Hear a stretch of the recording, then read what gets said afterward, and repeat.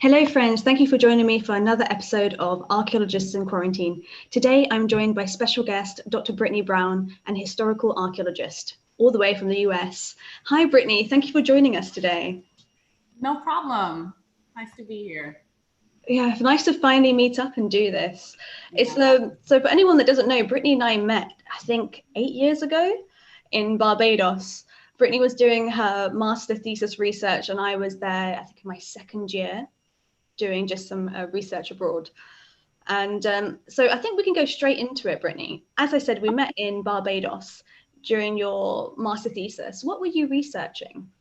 So I was looking at Newton Plantation grave goods from, really about a range of 1600 to 1800s, kind of that time span.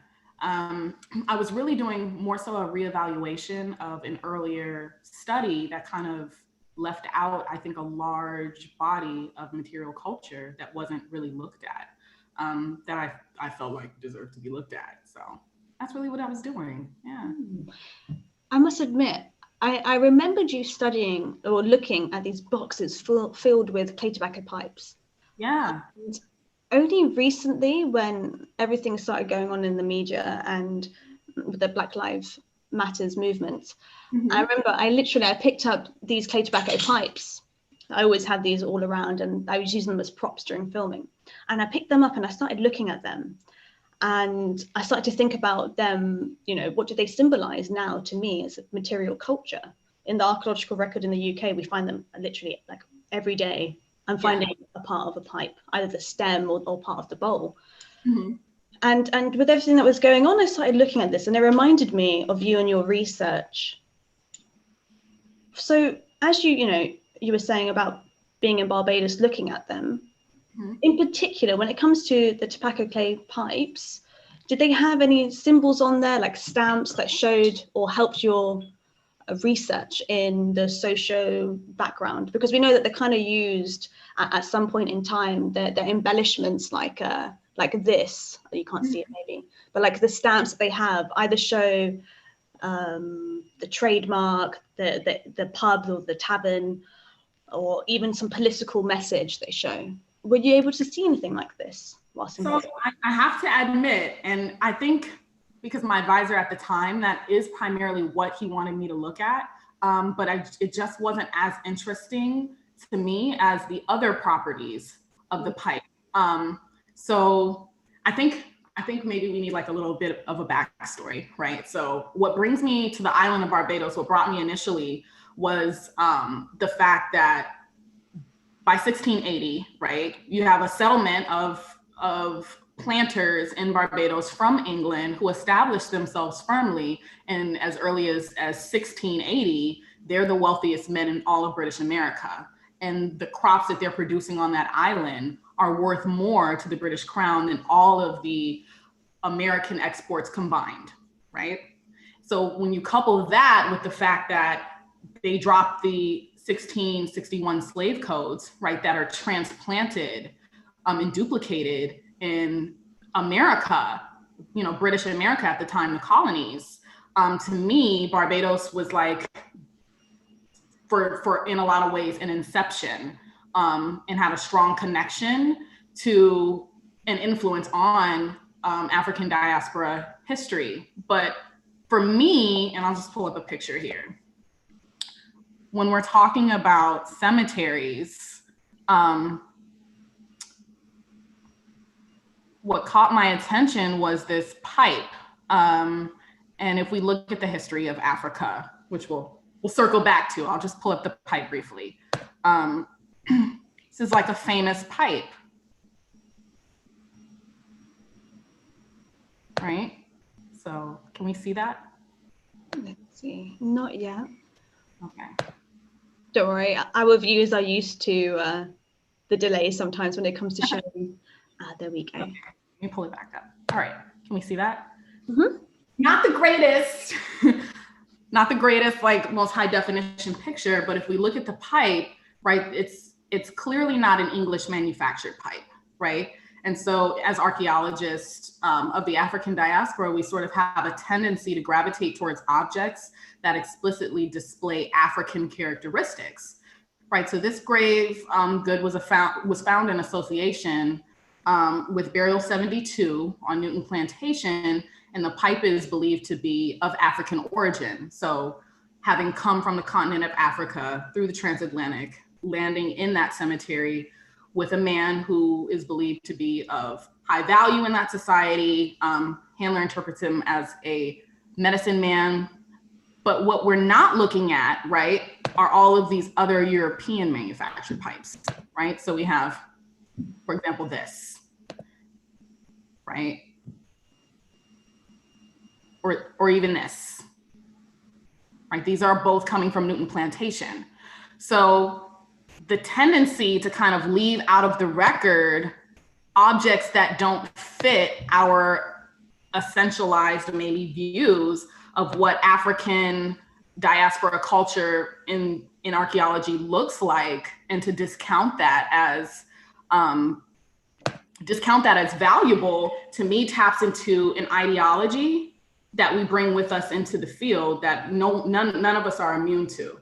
And what I mean by that is, like, if we look at the inception of American archaeology and we're talking about anthropologists and archaeologists who by and large, dominated the field, as white men, they're bringing all of their assumptions, all of their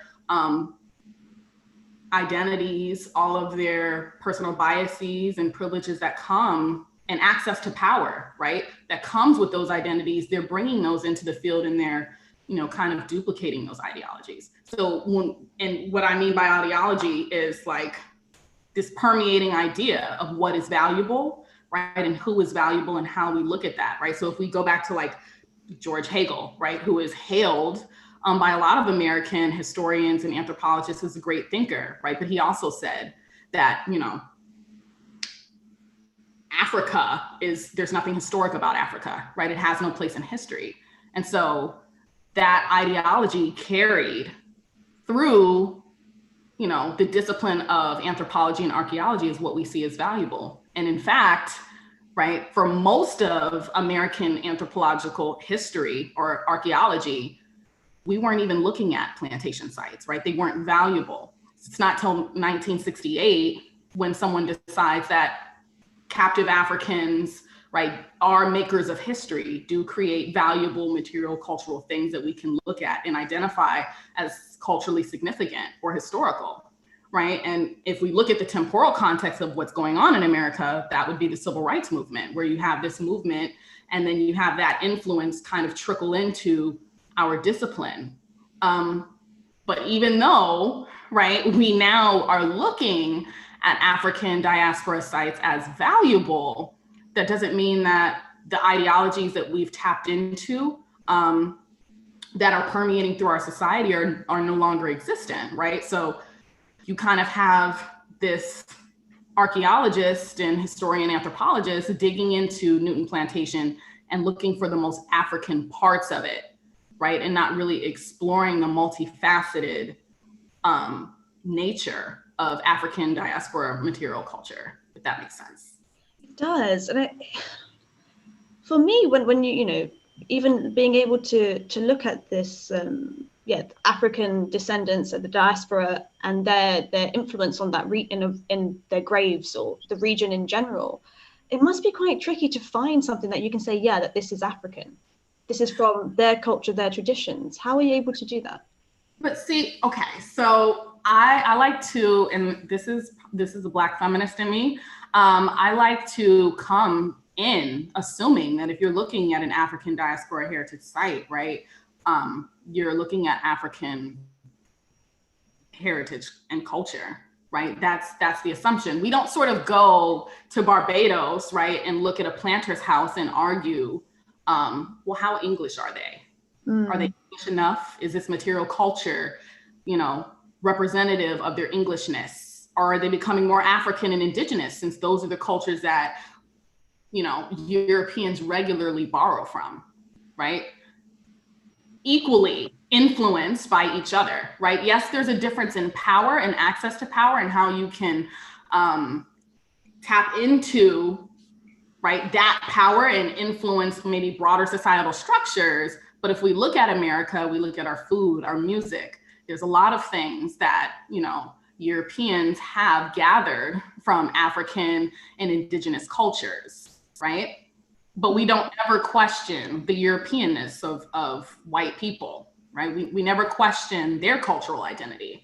But on the ground, it's indigenous and African diaspora people who we're constantly trying to prove have a culture, right? But fundamentally, if we're talking about people, right, and we're studying people in anthropology, one of our few human universals is that all people have culture, right? So to kind of take that and argue against it in the archaeological record in some ways, right, is really kind of chipping away at a very, very essential part of their humanity, right? I don't, like, why are we arguing about the Africanness of Africans, right? Like, but we are, though. That's the problem, I think. We are.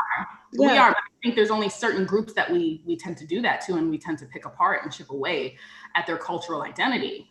And when we're talking about chipping away at a person's cultural identity, it, to me, is inevitably a slight to that group's humanity. And it has a lot more to do with how we want to think about those people, right? For our own social, political reasons, and duplicating those ideologies help to enforce those particular structures in our daily life, in our society, right?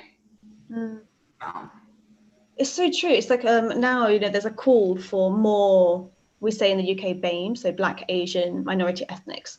They're asking, please, they're encouraging more from a different background to come into archaeology and history and the cultural heritage sector in general, because they want to see different perspectives and how we interpret them from our cultural point of view, whether that may be from directly, I'm born in Sri Lanka, I come and I look at a site in the UK and I interpret it that way, or actually being a British Sri Lankan individual looking at something, right? So how does my interpretation differ from somebody else's? This is now something that's become quite topical within the UK, and I'm sure maybe in the US as well, about how we interpret information. Because the question I even asked you earlier, which kind of stemmed onto this whole, why are we even questioning the identity of these individuals?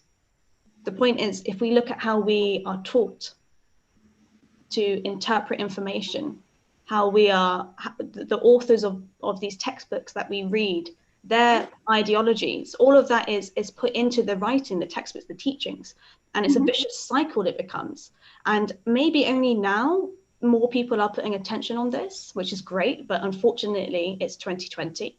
How long before it actually changes in the textbooks in school? It's so much, I think, that's actually subconsciously ingrained into how we approach everything. It is. And I think that the answer to that is not only like diversifying, but also widening, right? Widening the door. Like, it shouldn't be a crack as far as who can have access to power. It should be a floodgate, right? Who has the power to control the narrative, because different positions, different intersections of our existence, right? Nobody is one thing. Like, nobody is just white. Nobody is just a man. Nobody is just a woman. Nobody is just their gender identity. We exist at the intersection of all of those identities, right? And all of those identities carry with them a certain amount of power, a certain amount of privilege. They land us in a particular position. And from those various positions, we're able to access certain powers and privileges, but it also, right, influences the types of questions we ask, right, about communities. It also influences what we find important or worthy of protection, material culture, what we think is important to write down in a history book, who we think is important to reference in a history book or in citations. And a lot of that has to do with how we're taught to think about those communities, right?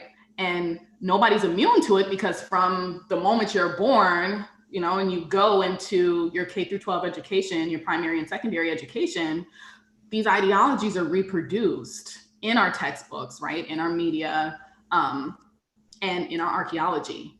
When we become practitioners, we carry those with us, and then we duplicate the ideologies that we've adopted. So. I feel like it's a journey for me. Every time I have a live stream and we come back onto approaching colonialism in the archaeological historical records, I feel for me personally, as I speak to more people, I'm learning more. There's so many things that I personally didn't even realize that I was doing, how I would interpret information, how I would speak, perceive something. And the more we communicate with each other, the more we start to understand and to break down these artificial walls, these walls that have been put there, not by us, by choice, but in a sort of systematic setting. Which, by the way, oh, sorry, I was just going to say, if anyone has any questions about any terminology that we're using, please just ask us to define it. Just in case we don't, please just say, what does that mean? And we will definitely come back to it for any viewers on Instagram, Facebook, YouTube. And podcast listeners, you can head over to YouTube and write a question, and we can always get back to you at a later date. Sorry, Brittany, please carry on. I think we're at a point now where, well, at least for America, right, where BLM is kind of centered, it has highlighted for many people in many aspects of their lives, all the ways in which we reinforce this ideology, right? So state violence is now a national conversation, and those violent acts occur in a lot of different modes, right? So yes, we have police brutality, but the conversation of state violence is now, you know, expanded. Like, they've always existed, but now it's expanded. So it's not just police brutality, right? It's healthcare, it's education. When we're talking about education, it's the white supremacist ideologies that are permeating our textbooks and our children's curriculum, right? We can look at that as a form of state violence. But how do we deconstruct those narratives? Because really, who's writing the textbooks, right? It's usually academics, it's historians, it's anthropologists. We are interpreting information, and we're writing it down, and we're spoon feeding it to our youth, right? So it begins with sort of a self-reflection of, why are we doing this work, right? What impact is our work going to have for the communities that we study, right? These are the questions that we're going to have to start to ask ourselves. And then we're going to have to start to question arguments that we've been making and debates that we've been entering in for the sake of a publication, and really have to think critically about what political work our archaeology is doing and reinforcing, right? Archaeology, anthropology has been very influential in terms of pushing ideologies into the public, right? So. Yeah, I mean, these are things that people don't even realize that's happening. As we say, you know, we talk about unconscious bias, and now a lot more people are hearing this statement, and they're starting to understand what's going on. And it's so true what you're saying. It's very interesting, actually, if we just step back and we look at it from a different angle. How much do we actually need to change? And change takes time, but it all starts with a conversation. I think as far as like our fields go, I think we're going to start to see a lot of universities questioning curriculum, questioning hiring practices, questioning data in the field, reinterpreting sites, regathering information and reviewing material collections. And that's some of the work that I wanted to do in Barbados, right? Because you see the need. Like, you know, the scholars that looked at this site before me, they blindly saw, right? They just beeline to this African object, right? But they're not taking into the account the restrictive life ways of captive Africans and the material culture they had limited access to, right? So of course people are going to recreate, right, using what they have available to them.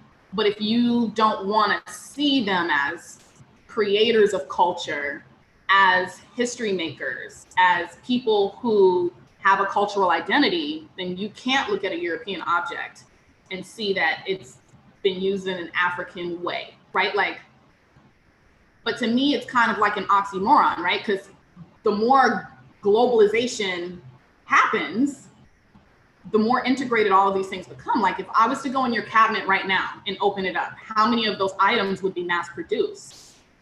And what does that say about your identity, right? We all have cups and plates and iPhones, right? Does that say anything about our ethnicity? No, it's how we use those objects that say something about our ethnic and cultural identity. So it's very valid points, and I hope the viewers start to look at things in a different way.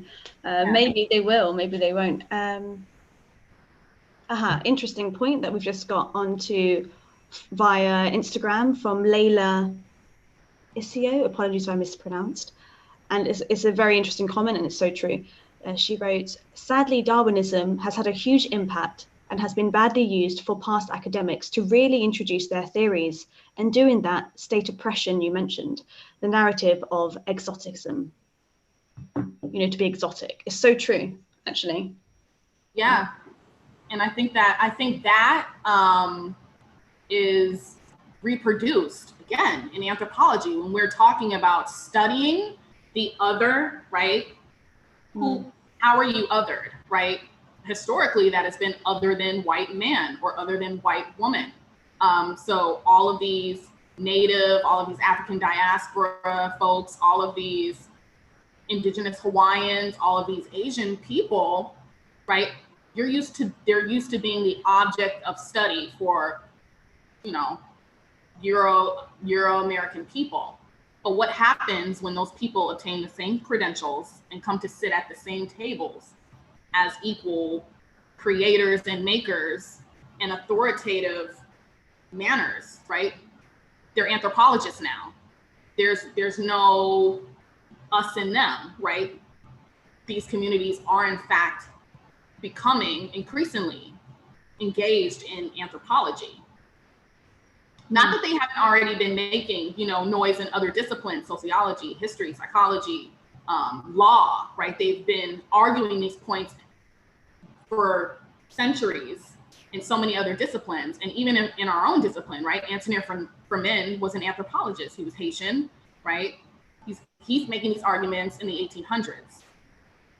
But in the 1800s, there's few, Black anthropologists. So the discipline has been overwhelmingly white. But what happens when we close that gap between the studied and the studier, right?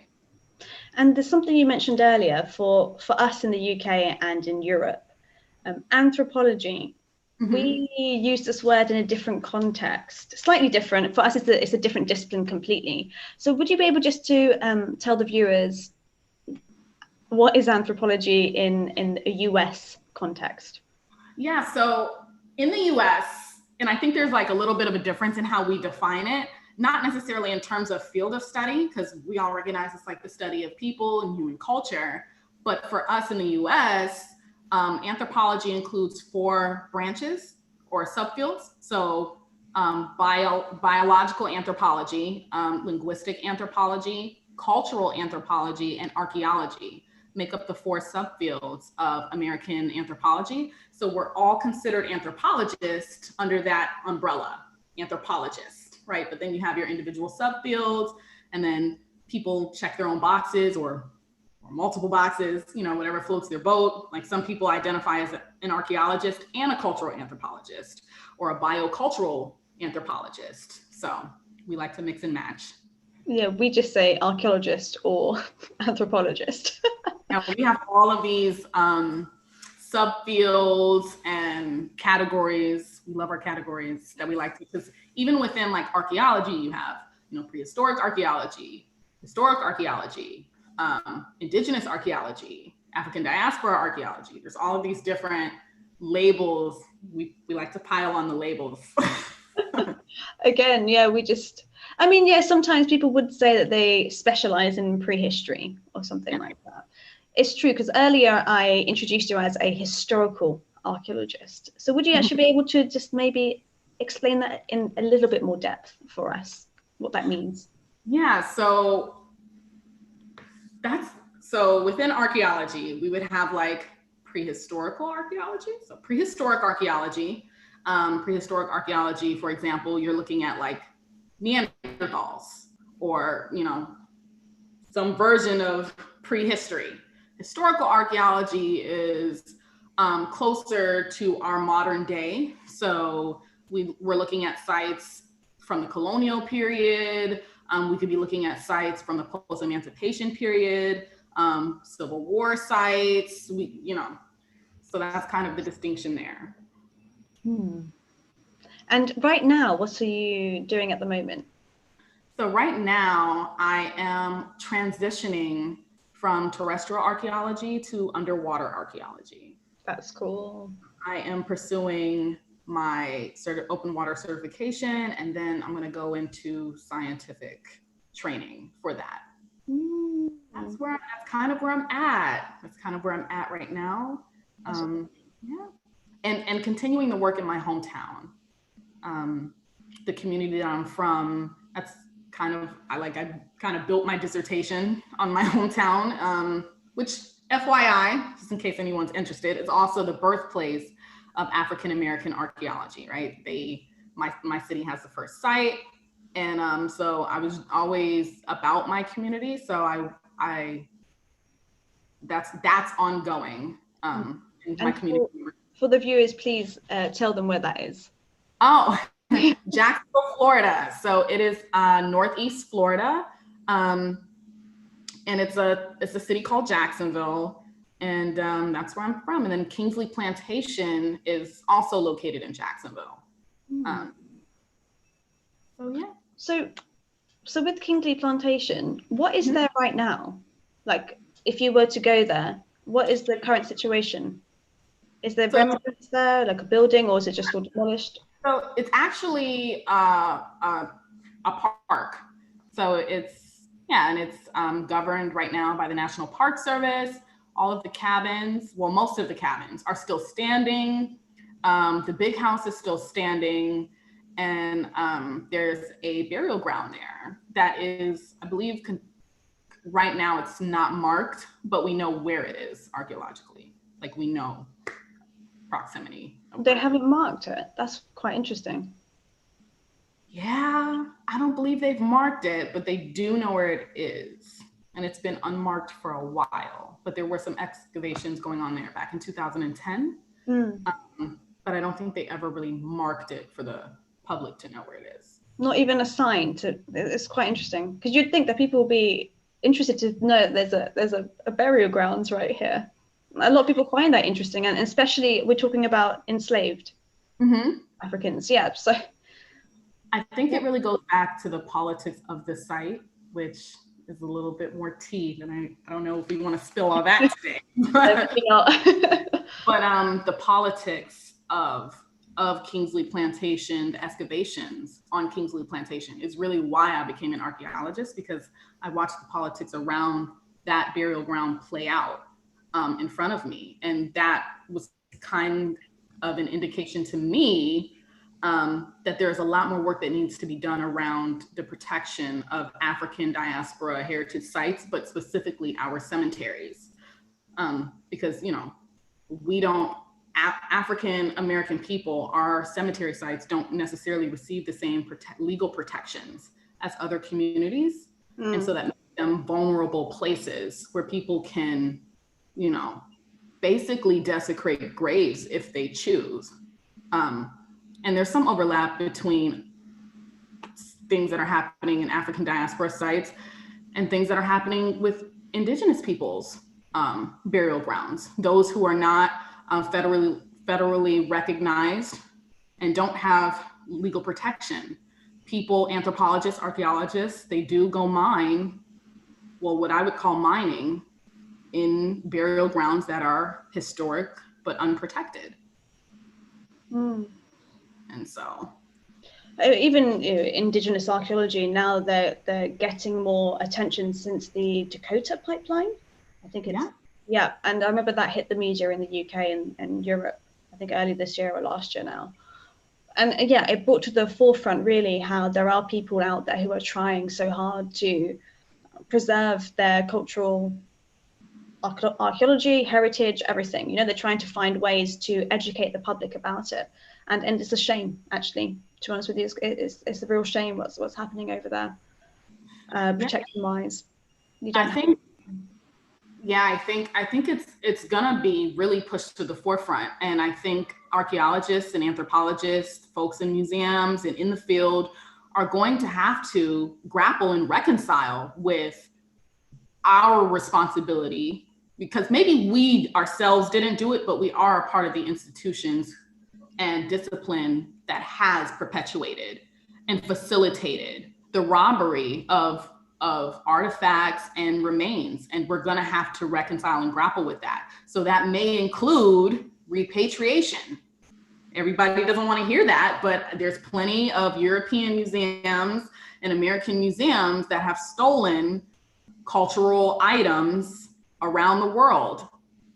I think we're going to see more conversation around that. I think we're going to see more conversation around who we let handle remains and who has the authority to, you know, interpret these sites and present information to the public, right? Should we be talking to the communities we're talking about?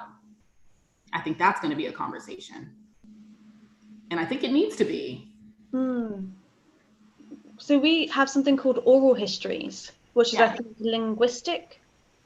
I think your class is in linguistics, maybe, but where we go and we start to document people's experiences, or if you just ask them questions about something in their local area, to document literally their point of view, which is lacking, I think, actually from anyone of an ethnic background. It's not documented. So all you have, maybe this is actually maybe why, is that they didn't write it down, or if they did, it wasn't preserved. Yeah. I think when we're talking about people in the historical record, like if we're looking at records, I think the further you go back, the more marginalized groups of people they're minimized, and that's not an accident, right? In the historical record, or record keeping of stories of, say, Black women. How often do we find Black women and their voices in the historical record, right? So this work is important, right? This work is important, but how we pick individuals or select individuals to interview, right?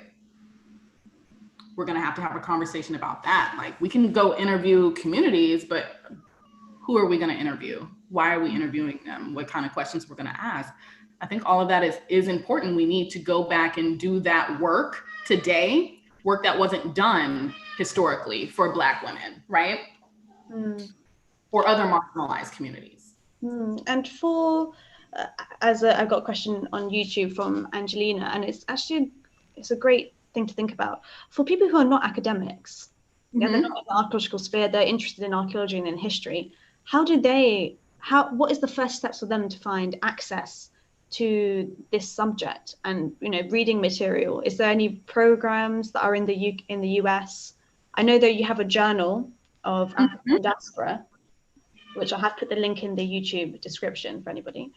Is there anything else that you could recommend for people starting, you know, their interest in this topic? So I come from a very specific literary tradition, but I will say seeking out organizations like, I'm gonna plug them, Society of Black Archaeologists, right? I think that is a great place to start, right? They have a lot of resources and book lists and people there who can provide even like books for children, right? And on archaeology and things like that. So it's like, how spicy do you want it to get, right? They go from children to like maybe grad school level, whatever is your comfort level for reading. So I think Society of Black Archaeologists, they have an Instagram and a website. I think that's a great place to start for people who are interested in learning a little bit more about that body of literature. And we'll put the link in the bio for them, or the description. It was actually, they did, I think on the 26th of June, they did a panel discussion, archaeology in times of Black Lives Matter. And from that, first of all, I think they had 2,400 people tune in. It was amazing. They came in to listen to them. And the points that they raised, of course, it went onto Twitter, went onto Facebook groups. And the reaction from this, I couldn't believe. I mean, I couldn't believe because I was seeing it on archaeology pages. I think if it was anywhere else, I would not be surprised.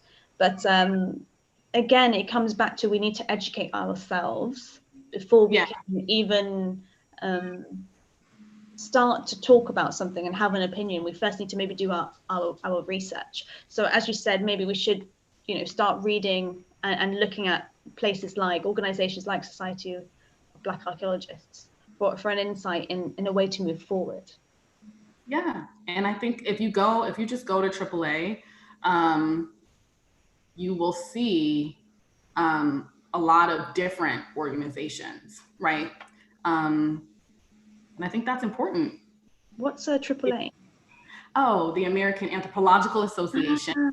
And you have all these different affinity organizations that are that come together, right, on that website that you can choose from. And so the Association of Black Anthropologists is another one that I think people, and then, there's indigenous organizations and linguistic organizations, business anthropology. There's all these different types of anthropology groups that you can join and learn a little bit more about.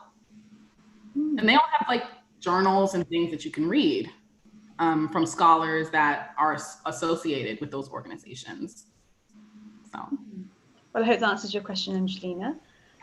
And Barbara has just joined in and she's asked, hello, Barbara. She's asked, Brittany, what attracted you to anthropology field of Africa and its connection with places like Barbados? So I guess what brought me into the field was my initial experience in the field in Jacksonville, on Kinky Plantation, and watching the politics around the cemetery play out in my community, right? Like, this wasn't an exotic site somewhere. I wasn't, in some far away, hundreds of miles from home. Like, this was in my backyard and it was happening to my community and my ancestors, people that I identify as my ancestors. And I didn't have the tools at the time to protect them. And so for me, and I came into anthropology wanting to use it as a tool. Rather, let's call it a shield, right? I wanted to use it as a shield to be able to protect heritage sites that were important to my people. And I think a lot of anthropologists of color come in that way, wanting to do good for their communities, or wanting to work on behalf of their communities, or wanting to protect the heritage and culture of their communities. But my intellectual journey in anthropology led me to Barbados, right? Led me to Africa to reference African material culture, because at some point you hit a roadblock and you realize that you can't really look at African diaspora, right? Displaced Africans from Africa in places like Barbados, in South Carolina, in Florida, in Georgia. You can't look at those sites without cross-referencing the places that they come from. You have to look at West and Central African cultures in order to understand what knowledge and culture people were bringing with them to this side of the Atlantic, right? So that's really been my journey as a grad student. And now that I finished my PhD, it's been more about how do we bring this back to the community. So how do we make anthropology work for communities who historically have been victimized by anthropology, right? How do I make my anthropological contributions work for my community's interest? How can I use it to protect my community? Like, if we could reimagine what our world would be like if we used anthropology for some good. Like, we know all of the damage that anthropology could do, but like, what if, now that we've been presented with this opportunity to kind of think about, talk about, and reinvent ourselves, what if we used anthropology as a shield? What if we used anthropology to shape the minds of our youth? What if we introduced decolonized histories to kindergarteners instead of waiting until college, instead of waiting until grad school? What if we introduced concepts and flooded, right, our K through 12 system with concepts like cultural relativity and taught people how to think about people who are different than them and to accept human variation and embrace it in ways that are healthy and respectful, right? So I think there's a lot that we could do, right? What if anthropologists, instead of holding on to these relics of objectivity, right, which we know our work does some political work, it's just a matter of who it's going to work for. But what if we used our books, our articles, our publications, our lectures, our platforms to actually protect and shield and work against inequity and state violence against marginalized communities? What if we did that political work? Like, what if we set up our scholarship to do work to affect change? And to me, that's now what I'm trying to get at. I do work in public schools, but I'm also a professor and I wear a lot of different hats, and I'll always be a member of my community. And I can't, so anytime I conduct archaeology, my community is my heart, and I can't do it without thinking about them.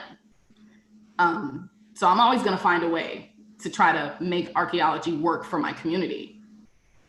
And so that's what really is driving me at this point. And how do you find teaching archaeology as a professor and people's reaction to you? Do you feel that they have a surprise when they see you? Yeah, but yeah, I think people don't expect archaeologists to maybe look like me. And when I started teaching archaeology, I was like at the college level, I was in my 20s. I was young. So people, like, you have a PhD in your 20s, people aren't really taking you serious. So there's that going on. I'm also a woman and I'm also Black. So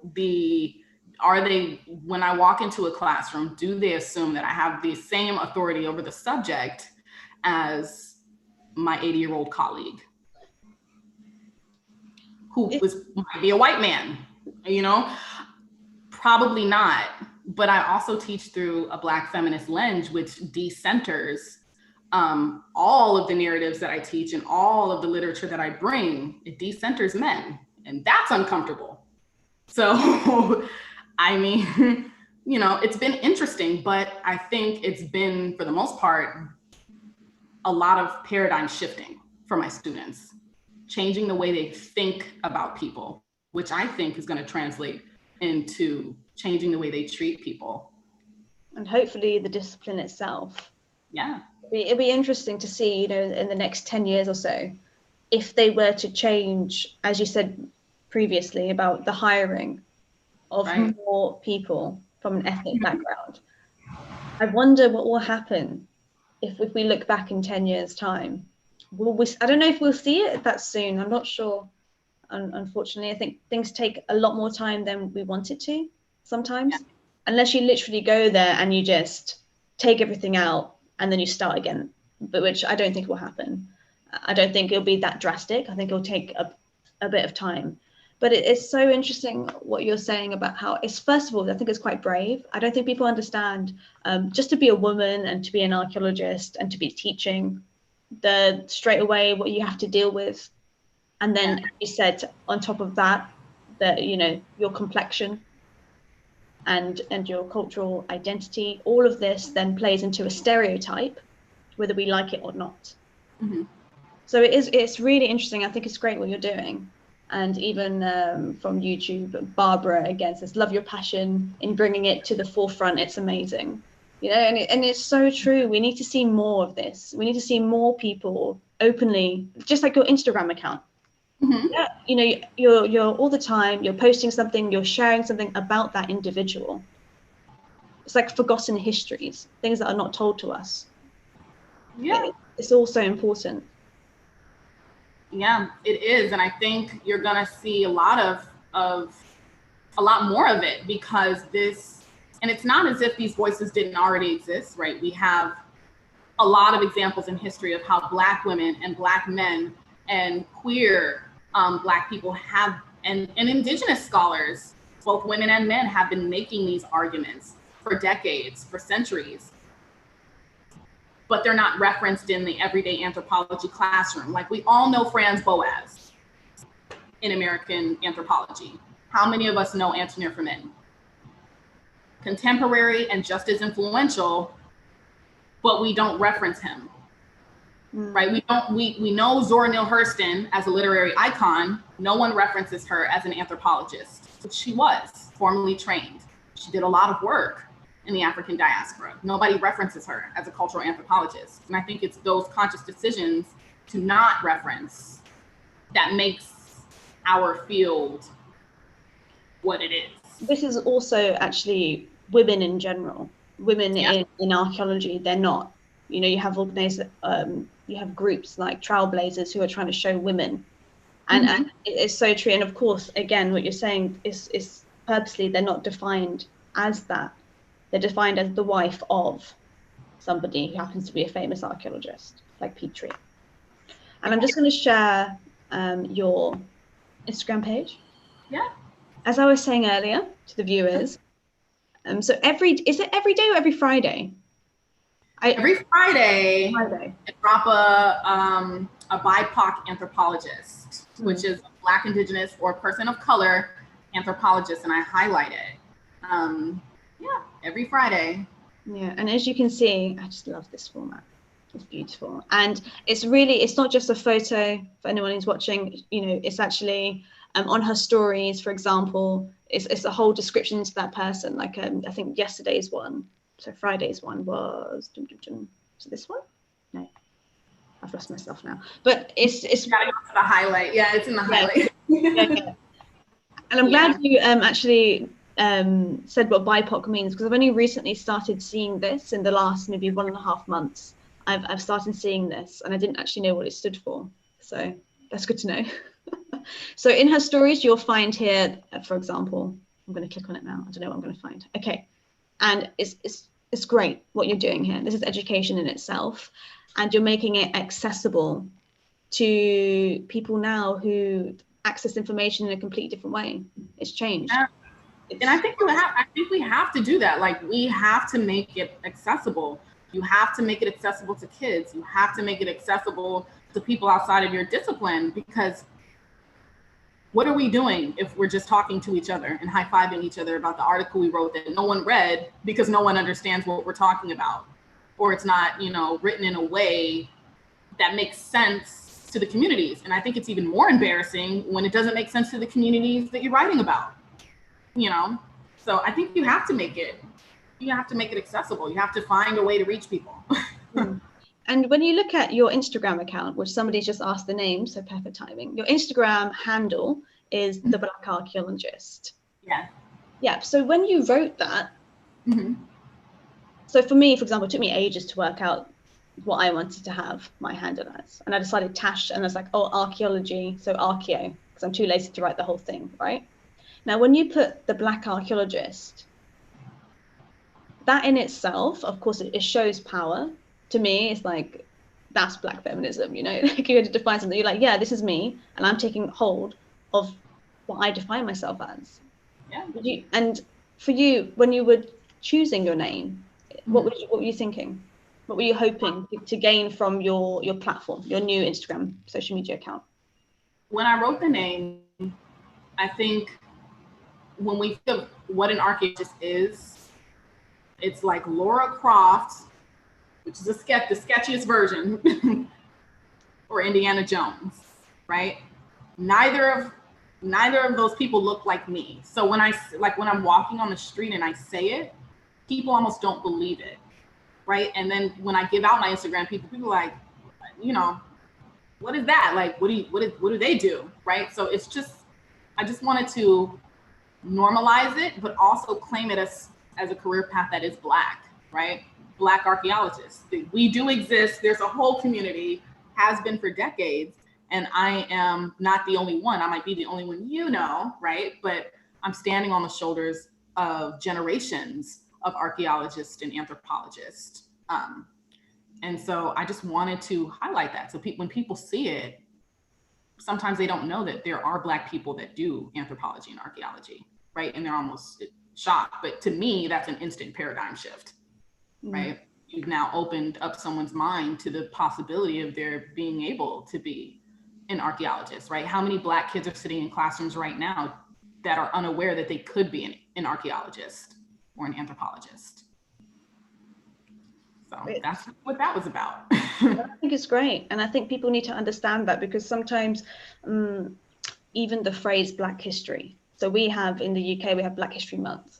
Even this expression, people used to be like, oh, why are you saying that? You know, like straight away, some sort of defensive mechanism comes up. And I can imagine sometimes when people read something like Black Archaeologist, they're a bit confused, which is, but the people are like that. And I've seen people's reactions to other things. And that's the reason why I wanted to ask you that question. I want people to start really looking at it from a different point of view. Yeah, I think sometimes people get uncomfortable with,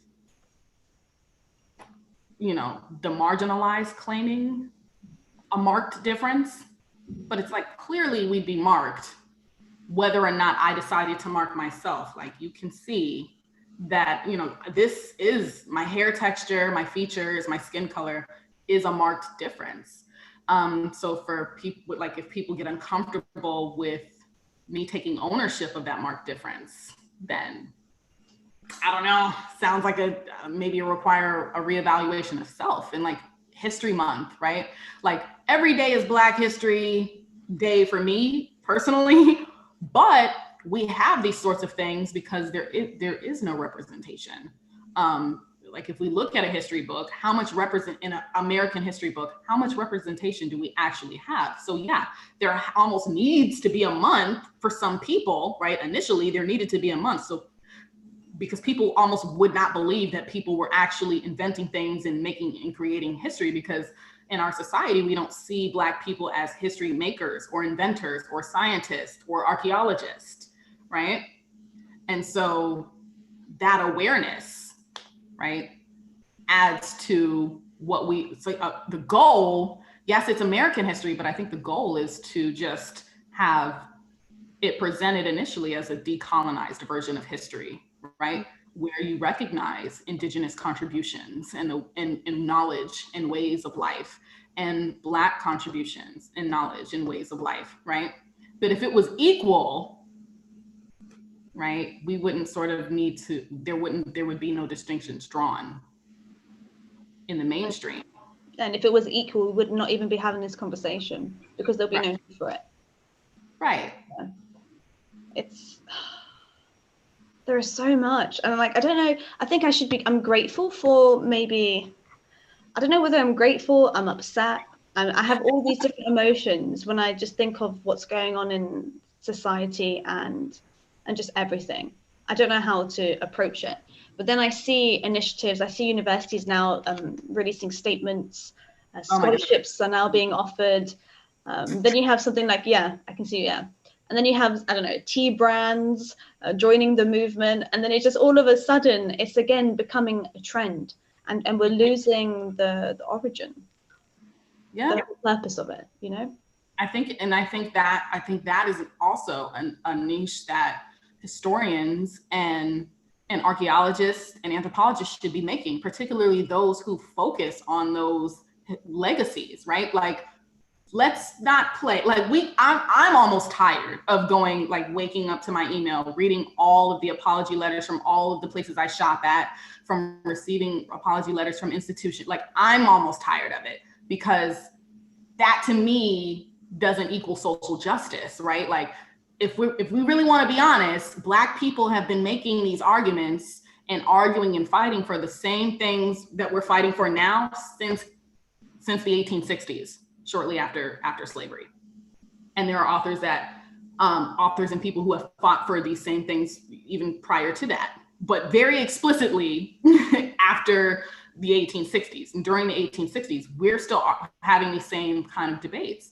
So I personally would rather see versus the trend and the hashtags, I would rather see you perform in all of its fullness and glory the necessary steps it takes to actually achieve equity, because I don't want an apology and for you to tell me that you see me as equal. I don't want equality. I want equity. My people need equity.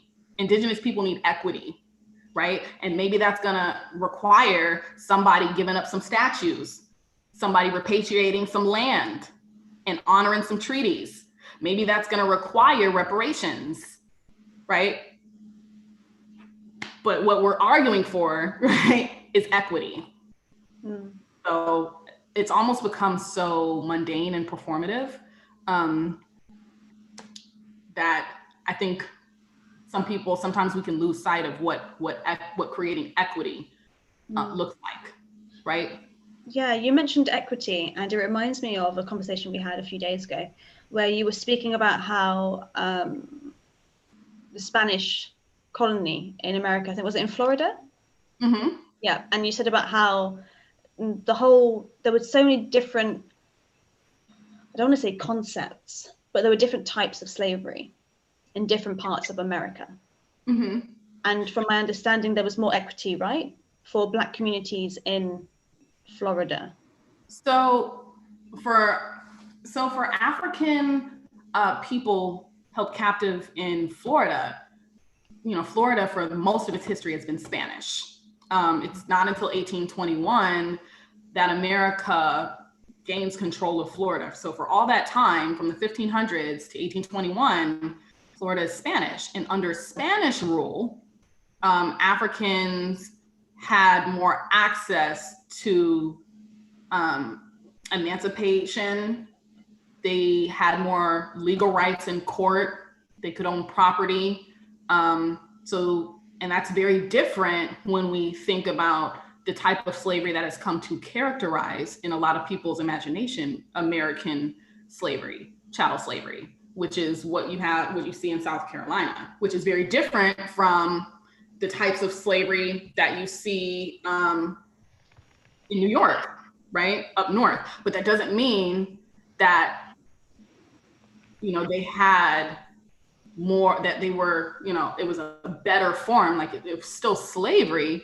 But I do think that those legacies influence how we look at our state and the state of our communities today. Like, just for example, like, let's use New York, because New York is pretty, I'm just showing the location if anyone's wondering, so you understand what's going on here. New York is way up there. Yeah. So if we're talking about New York, I think a lot of New Yorkers like to see themselves as something very, very different socially from the South. A little bit more liberal, a little bit more free, a little less racist. And there's been for a long time a denial of owning captive people. And it's really not until the African Burial Ground Project where you see this large burial ground of African people that's clearly evidenced of their enslavement, right? New York was an equal participant in slavery, the same as the South. But till this day, like if we walk around New York right now, people will tell you culturally that, there's this idea that racism and slavery is something that was exclusive to the South, and there's almost no recognition of it. And it allows that cognitive dissonance allows for people to deny racism and systemic racism and state violence in the state of New York, because there's this air that everything is liberal. But like, if we look at the state of New York right now, if we look at housing, it's problematic. Systematically, it's problematic. And if we look at the education system, which I work in and I'm very aware of, and studies have shown, New York is the most segregated state.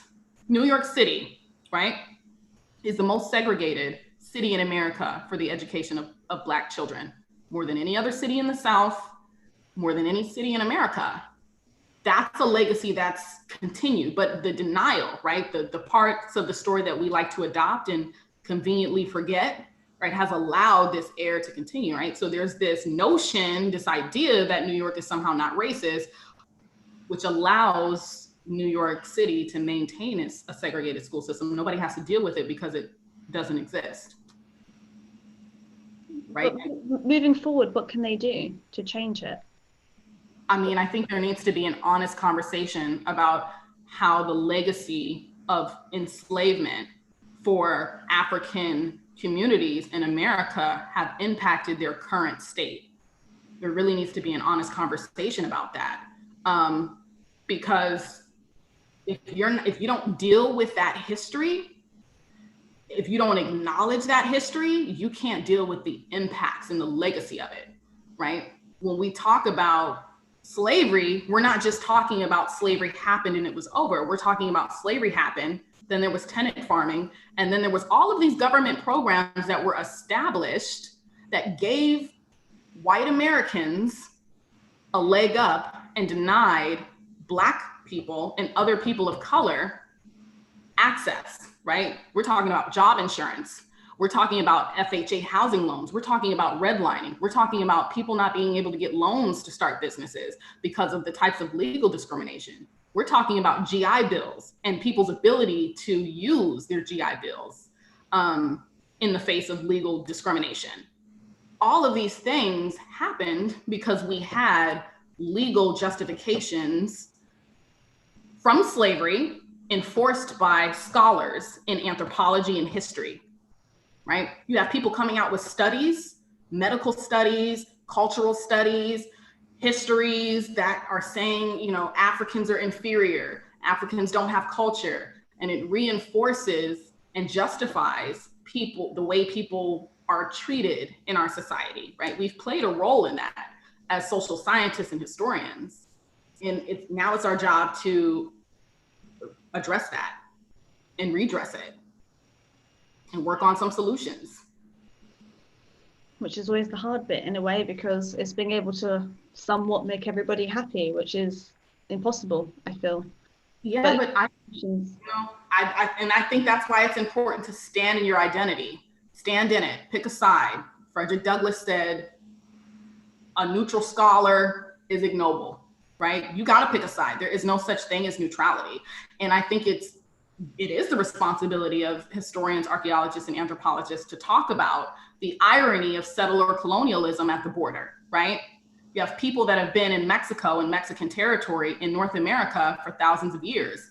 Americans land there, annex Texas, set up shop, you know, settler colonial style, and now and build a wall and claim it as theirs, right? So for some Mexican people, right, their communities have been there for thousands of years. You've just landed there and built an artificial wall, and now they're illegal in their own ancestral landscapes. How does that make sense? I think it's the responsibility of anthropologists to talk about that history,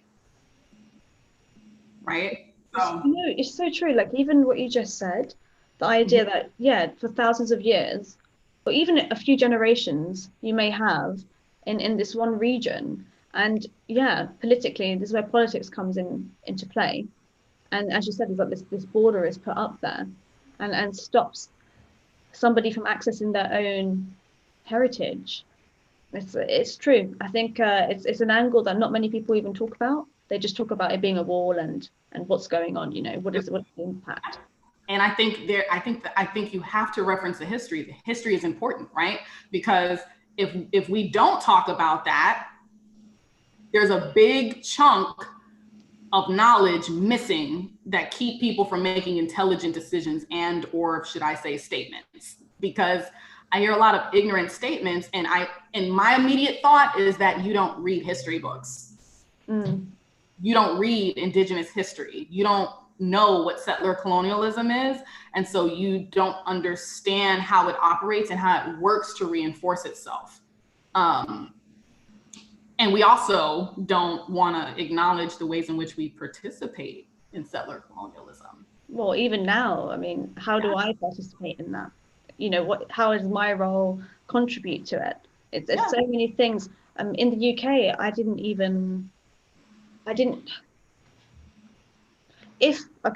I made the choice to look into colonialism, but it was not in the academic side. I wasn't at school and I was told, okay, study this, you know, we're going to talk about this today. We never had that. And none of my academic side have ever approached colonialism at all, that I can recall. I never learnt about that. That was from me searching for myself. Yeah. And, you know, it's just something that you keep saying, and it's so true. It's education.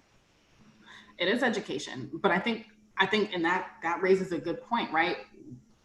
We're now coming to a point where we're starting to openly question the type of text we're teaching, why we're teaching it, and what political work those texts do, and in what ways those authors, those ideas, and those texts reinforce old ideas about othering, old ideas about racial identity, gender identity, brain capacity, you know, as we like to think about who is more intelligent, who is not intelligent, because, you know, then we can explain away all of the social problems when we adopt certain ideologies over others, right? And we can chip away at people's humanity, and we can other them in ways that wouldn't be possible if you really understood the history and looked at it from another perspective, right? And I think really the only way to look at something from another perspective is to have teachers and have people in higher positions. Yeah. And to have them on platforms more accessible for any generation.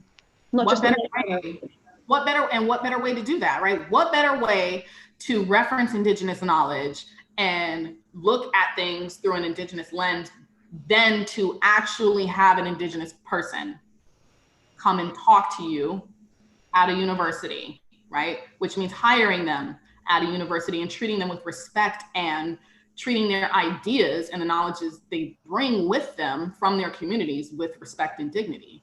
Mm-hmm. What better way to do that, right? How else would students know? I think also one thing that I've noticed is you have to find someone who's comfortable and happy to do that, from an Indigenous background, for example, because something I've noticed is that being the tokenism, this theory of tokenism, how we're the one in 100 or 1,000 people who may be working in the industry, how then we're pushed into the roles of the diversity or doing these talks. Sometimes in some situations in the UK, I can speak of from what's happening here, is you have people who, because they are from that ethnic background, they're then being told, okay, so this is a role we're giving to you, and, you know, here you go, here's a lecture, you can now go to have a talk. And some people are uncomfortable by this, but they're being pushed into it. Like all of a sudden they have the responsibility. It's being put onto their shoulders and they have no choice.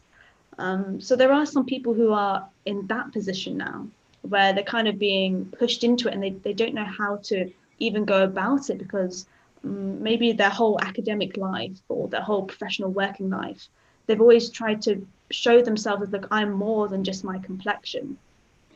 I'm more than that. Look at me, look at my mind, I'm intelligent, you know, I'm smart.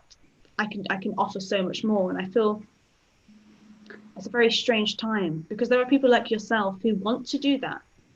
Right. You know, and you're pushing for it. And there are others who you're basically thrown into the deep end. You have to do it now. You have no choice. So I wonder if there's a way for us as a community to support each other in that sense, even if it's coaching, speaking techniques or something like that. I think there's some things about having the physical representation that are not replaceable. However, I do think that there's a lot of work that people outside of that ethnic group who are not affiliated with that culture can do. And I think sometimes when you're confronted with something you've never thought about, or you've never identified as a person who had like certain amount of privilege and access to power, or you are unaware, or maybe aware, but it wasn't the most important thing to you to change the way that you teach or the things that you're recapitulating, that's work for you to do on yourself, right? Like, we don't all have the same work to do. Like, sometimes your emotional labor is your own. Like, sometimes it's like fighting yourself, and parts of yourself have to lose in that battle in order for you to grow as a scholar and as an intellectual. And I think that just going through your own syllabus, right? Trying to include authors. Maybe it's not, your brown or Black colleague's job to rehabilitate you as a scholar. Sometimes you can find the bodies of literature that reference specific frameworks or specific canons and academic traditions, right? Black intellectual scholarship, African diaspora intellectual scholarship, components of activism, right? Serving community in communication with community, being interdisciplinary, being empathetic, right? These are tenets that you can adopt in your own scholarship that you don't have to necessarily, try to adopt someone's whole perspective and identity in order to implement and diversify your own train of thought and being more conscious about the ideas that you perpetuate.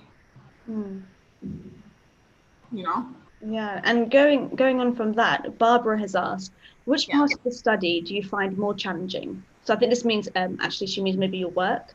So which part do you find more challenging when it comes to your research? Is it the scientific findings or society and the culture?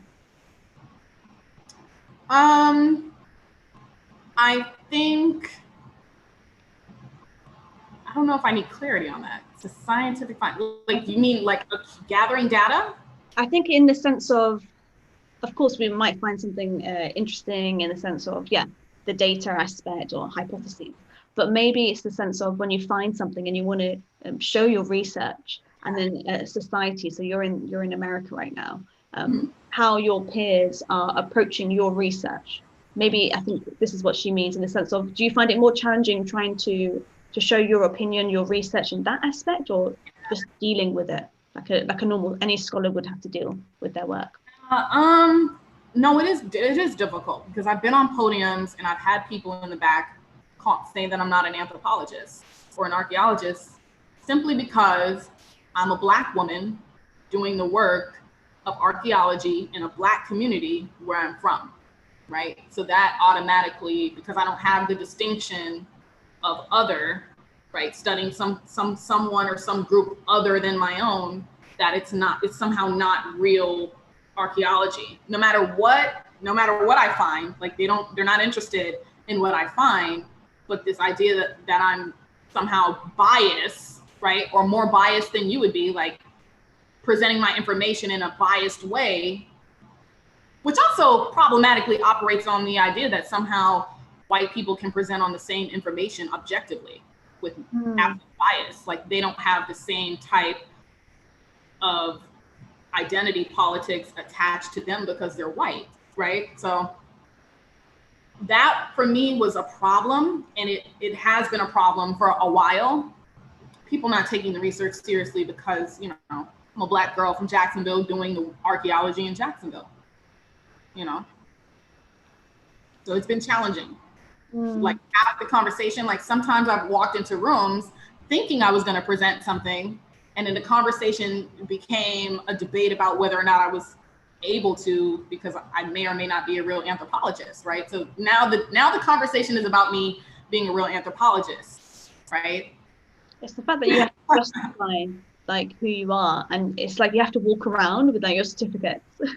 This is me, this is my portfolio, you can look at it, and I think that's terrible. It's terrible that you have to do that, and you're faced with that.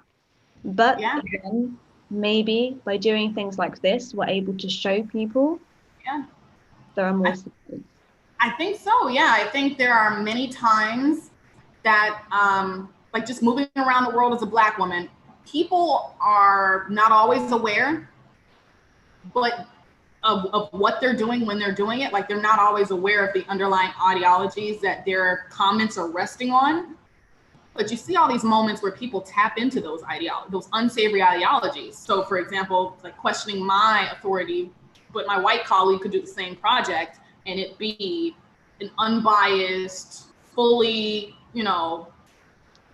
ethically responsible, perfectly fine, valid archaeological project is problematic, and it rests on inferiority, superiority. It rests on the idea that white people are somehow objective and are real scientists and that Black women aren't, right?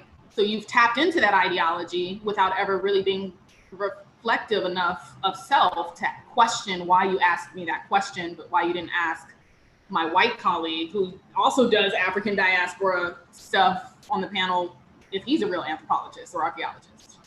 And I think it's not something that's specific to anthropology, right? People tap into these ideologies all the time. Like, that's what caring culture is. You've tapped into a specific ideology and you're now acting and operating on that ideology that allows you to feel like it's okay to police brown and black people and surveil them and harass them. Someone made you feel like that's okay. American ideology made you feel like that's okay. Well, it's interesting that it's like every time it just makes me angry. You know, it's such a shame.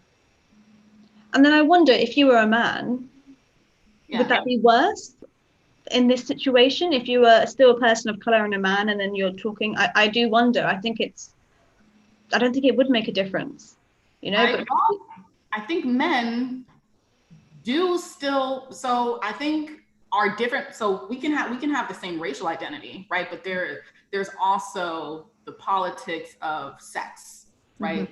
Of the sexes. So black men, while they still hold less privilege than maybe their white male counterparts, when we're talking about access to privilege, I would say black males have more access to, they have more power and access to privilege in our discipline of anthropology. It's a man-dominated discipline, right? So there's a lot of ways that are, and then, you know, what if you're a man that's gay, right? All of these politics are in play. And that's a particular type of identity, black gay man, in archaeology or anthropology. That's a particular identity that comes with a certain amount of access to power, privileges, stereotypes, and perceptions attached to it that you're walking around with. So my dad used to say, like, being black and being a woman is like, you know, having two stripes, you know, like being black twice. Zora Neale Hurston articulated it when she said black women are the mules of the world. So there is a particular space that black women occupy in this discipline. And historically, I guess, if you look at slavery and everything that happened, and somewhat still goes on today, that stems from the treatment of black women. You're right. And that's why I think it's important to do that work of decentering men, right? Black men have narratives, but I think it is still important to decenter them. And let's talk about black women. Let's talk about black trans women. Let's talk about the LGBTQ community. What does that look like in anthropology? What do those studies and questions look like? What political work are we doing when we make conscious decisions to choose and highlight the historical narratives of black women, and then added layer, go back and cite a couple black women or 50, you know, when you're writing your article? Because fundamentally, what Zora Neale Hurston can do might be just as useful as what Margaret Mead can do in a publication. Yeah, and it was a comment by somebody watching, Colleen. Thank you, Colleen. She also mentioned Zora Hurston was, her books are quite good as well to read as a starting point. Yeah. So it's true, and a lot of people now are starting to think more so about this, which is positive from the BLM movement.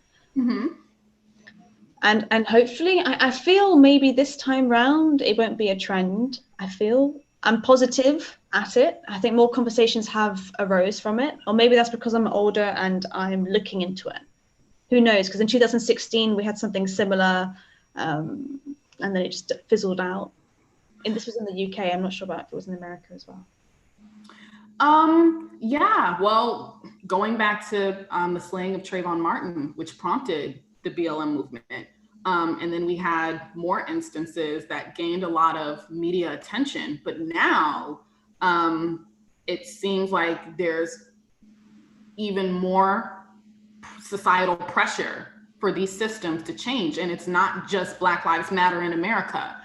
It's Black Lives Matter globally. Like, you're seeing all of these different people in all of these different places around the globe referencing this movement and questioning not just state violence against Black people, state violence against Latinx people, state, non-Black Latinx people, state violence against the LGBTQ community, settler colonialism and state violence against indigenous communities.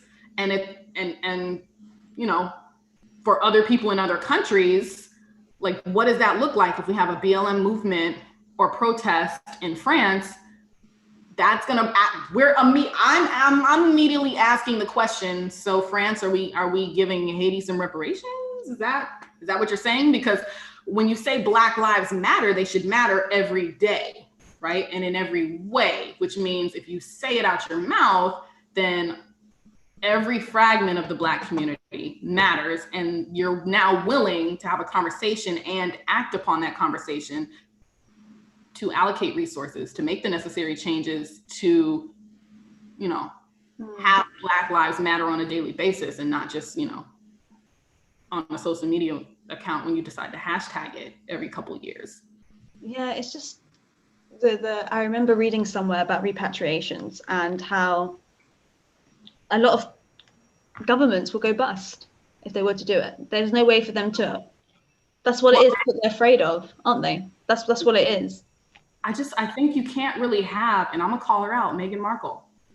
You can't really have, I don't know what they have going on in the Royal House, but you can't sort of have Meghan Markle give a speech and reference all of these slain Black men, very few women, right? Nobody's talking about the women who were slain.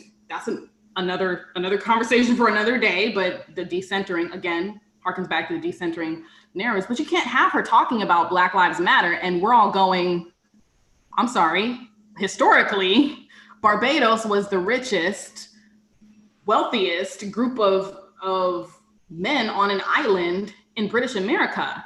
You don't think you owe Bajans a little reparations? You don't, like England, you went all over the place and did a lot of things to a lot of people and implemented institutions that saying Black Lives Matter or confirming that might make me ask you back for all the artifacts that were stolen. It might make me ask you for all of the reparations for participating in the slave trade and for buying and selling people and transforming their livelihood into chattel slavery and commodification, right? When you say Black Lives Matter, you open yourself up to address anti-Black racism and start to address the systems that are used to oppress Black people historically and contemporarily. You open that door up.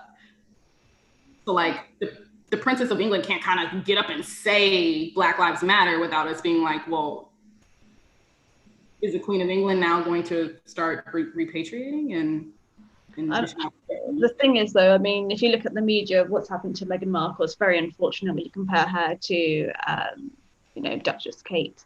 And it's one of those things where, well, I mean, now she's not a part of the royal family. They've, yeah. So it's a very strange one, even that situation in itself, how the media really picked on her.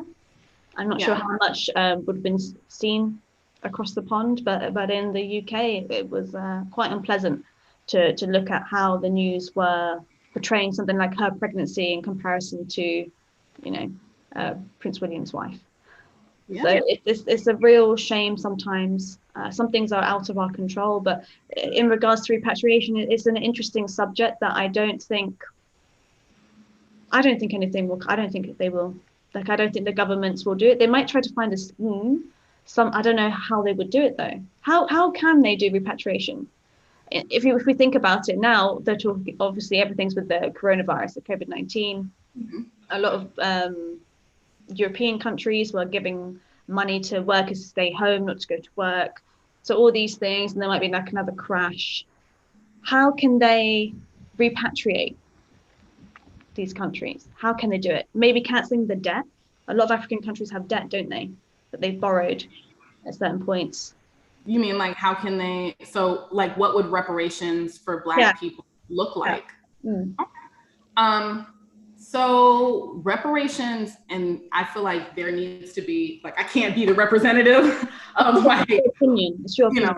But just my opinion, part of it needs to be equity in education and opportunity, right? So in America, let's go back to New York, most segregated city in America for schools. Reparations for Black kids in New York looks like adequate resources and funding for education, right? Housing, right? Access to healthcare. This is what reparations looks like, because we can't just sort of deal with one aspect of state violence without addressing all the other aspects of state violence, right? So you could give a child an opportunity to come to a school, like say you've given their homeschools enough resources to come to that school, but what are they going home to? What does their communities look like? What has the government done, right, to withdraw resources and neglect the communities that these kids are coming from? Reparations looks like reinvesting in communities. What about the Bronx, right? What do those communities look like? What do those legal protections for those communities look like, right? The things that landlords are doing to people in New York. Reparations looks like legal protection under the, equal legal protection under the law. These are policies and things that need to be in place, right? It looks like policy change in a sense. It's, I think, and we keep coming back to it, it's education, isn't it, and resources. That's what we have lack of in most, and I think that's anywhere you go in a European country that has a large proportion of immigrants or generational immigrants. There is a lack of resources. The education system, the schools, as you said, the hospitals, things like that. No matter where we are, it seems this is the pattern, where you have a disparate, where you have a collection of people that are not white. Then sometimes, of course, we have in the UK we have poor neighbourhoods, and it doesn't matter what your ethnicity is. Just to say that for anyone who may comment on what I just said, but we're just focusing on how ethnic minorities are treated. That's what we're trying to say. I don't think to say that Black people deserve reparations is to say that, poor white people in America don't struggle, right? If we look at the population of who is poor in America, it's mostly white people. We're not negating that. But the specific anti-Black policies and the ways in which they were implemented and how everything in society revolved around preserving that wealth building mechanism, which was chattel slavery, because that was wealth in America. Captivity was it. Like, the only thing worth more than captive Africans and the goods that they produced in America was the land they stole from the indigenous people. That was the only thing worth more than that institution. And just to please clarify what chattel slavery is, because for the UK, I mean, I do know what it is, but in the UK, we never heard of this term. We just hear slavery, we hear America, colonies. For us, we don't even get educated about the different types of slavery there is. So actually, it'd be great if you could maybe give examples of the US and the different types of slavery we see. That would be great, please.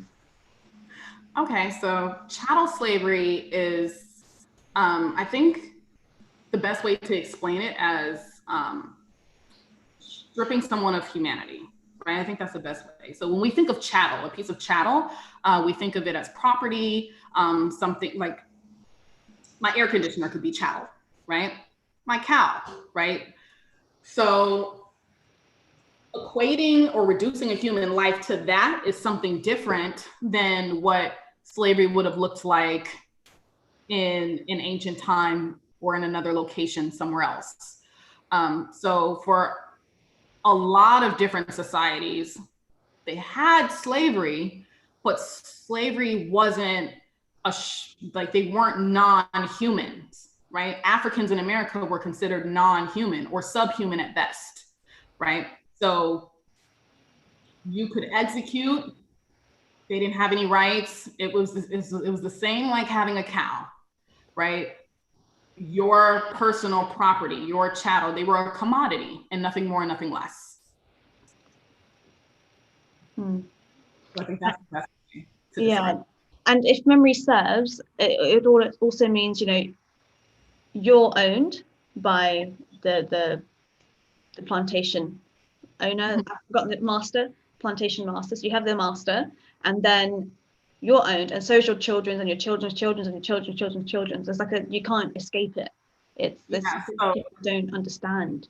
When you follow the legal history of slavery, it looks different in different places, right? So what slavery was looking like in some South American countries is different than what slavery might have looked like in Virginia, right? And so as time goes on, and really, I don't know how else to say it other than pop off, when the economy started to pop off and boom with behind cash crops like sugarcane and tobacco and cotton, you start to see a legal infrastructure, right? You start to see a codification of how people are legally defining slavery, right? And it really does start in Barbados. For America, it really does start in Barbados in 1661, right? With the Act for the Better Ordering and Governing of Negroes.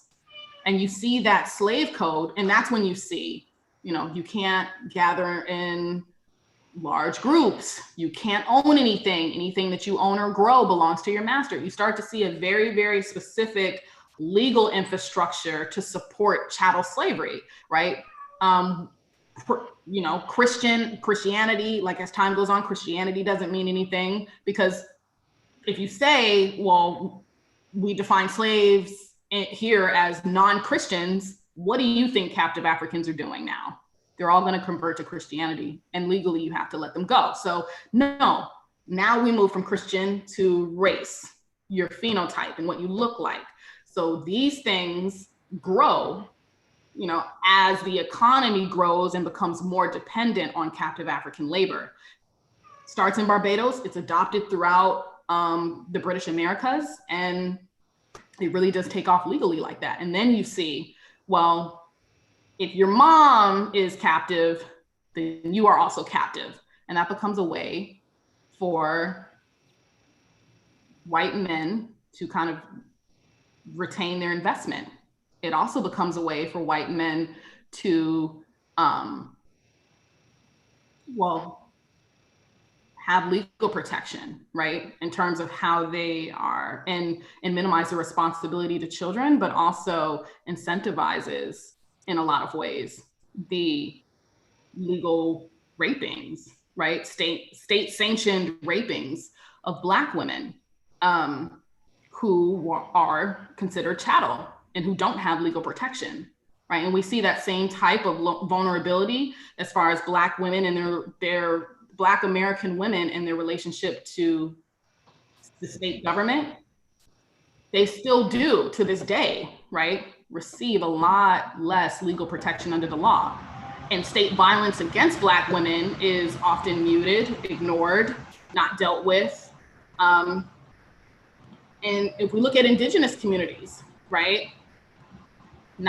There's no comparison, but there are certain communities of women who receive less protection under the law than, say, white women, which is why Amy Cooper can make a phone call and know that if she says an African American man is doing something to her, that the law is coming to protect her, right? A Black woman is not going to receive that same protection. A Native woman is not going to receive that same legal protection under the law. And that's about access to power, right? It seems we keep coming back to the same themes, you know, access to power, education, and maybe even communication, being able to communicate with each other on a serious note, like to have a panel discussion with people who can maybe do something and who are open to doing something. Because I feel sometimes when you watch these, any sort of forums or public, like your local cities or your regional debates they might have with the mayor or something like that, do they really want to do it, or they're doing it because they have to do it? Yeah. Are people's conversations genuine? It's hard. Yeah, that's a hard call to make. I think what is going to expose it as genuine or not genuine is the action they put behind it, the resources they allocate to it, the funding, the changes in hiring practices and all of these other things, the changes in the way that we police people, the changes in how we treat people when they walk into a hospital and they are explaining an illness, or they walk into a police station as a Black woman and try to report a crime or call in, changes. And I think only time will tell. Like, it's like we're saying it today, we'll see what you do tomorrow. well, actions do speak louder than words. Yeah. It starts with policies, it starts with discussions, it starts with media changing. There's a lot, and there's apologies if I mispronounce these words in advance, but thank you, the Silken Tribesman, for this. He's stated, don't you think we need genocentric anthropology, just as feminism divided into androcentric and gynocentric approaches in the 90s? I'm not sure how to pronounce this, I apologize. Genocentric? Genocentric? I might have to type it to you. Let me message it. Genocentric anthropology as much as feminist anthropology? Yeah, you know, like, so apparently during the 90s we had, I don't know, I've sent you a message now so you can see how it's spelled. During the 90s, there was a subdivision within anthropology. Mm-hmm. So, do we think we need, I need to Google what this word means actually. The joys of live streaming. Yeah, I've sent you the word right there. Oh, in the chat. Yeah. Okay. Genocentric. Gynocentric. Oh, gynocentric. Gynocentric. Gynocentric. So centered on or concerned exclusively with women, taking a female point of view. Ah, okay. Female point of view. So again, so don't you think we need a female point of view anthropology? So in a way, like maybe feminist archaeology. I think, but did they draw the distinction between that and feminism? They did, right? Yeah, then they said, my question would be, how do they perceive that